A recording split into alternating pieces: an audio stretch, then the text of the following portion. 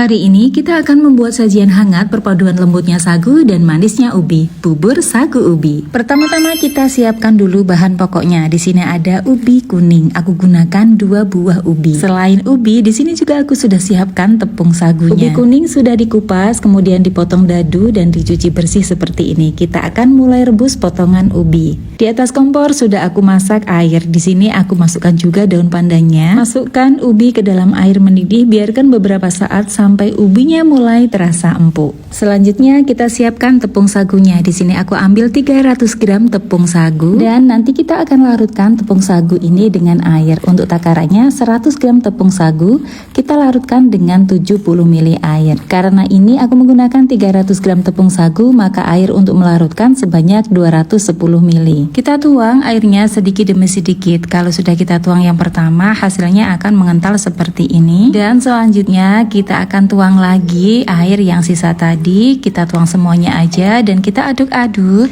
Setelah diaduk-aduk, tepung akan larut semuanya dan hasilnya seperti ini. Dan sekarang kita akan kembali ke panci rebusan ubi tadi. Kita masukkan gula jawa dan juga gula pasir. Setelah ubi matang, masukkan larutan tepung sagunya, aduk perlahan agar tidak saling menempel. Lihat bagaimana sagu ini mulai mengental dan menjadi bubur. Kita aduk terus sampai blebek-blebek dan lebih kental lagi dan penampakannya seperti ini. Dan ternyata aku lupa memasukkan garam. Kita masukkan garam sebanyak setengah sendok teh, kemudian kita aduk terus dengan api kecil karena inilah bagian yang membuat bubur sagu ubi terasa begitu lembut, creamy dan sangat menggugah selera. Warna kecoklatan asli dari tepung sagu dan gula merah dan beningnya sagu berpadu memperlihatkan kelezatan yang tak sabar untuk segera disajikan. Jika sudah mendidih seperti ini artinya sudah matang. Dan sekarang saatnya kita membuat kuah santannya. Di sini sudah aku siapkan daun pandan, kemudian santannya. Santan hasil perasan dari setengah butir kelapa tua. Kita aduk-aduk dan karena ini sudah panas, aku coba campurkan larutan tepung maizena dan juga aku tambahkan sedikit garam supaya rasanya lebih gurih. Kuah santannya sudah mendidih dan sudah matang, aromanya juga sedap guys. Bubur sagu sudah aku biarkan sejenak agar panasnya mereda. Lalu di sini aku sudah siapkan cup-cup kecil. Sekarang saatnya bubur sagu ubi aku hidangkan dan aku isikan ke dalam wadah cup kecil ini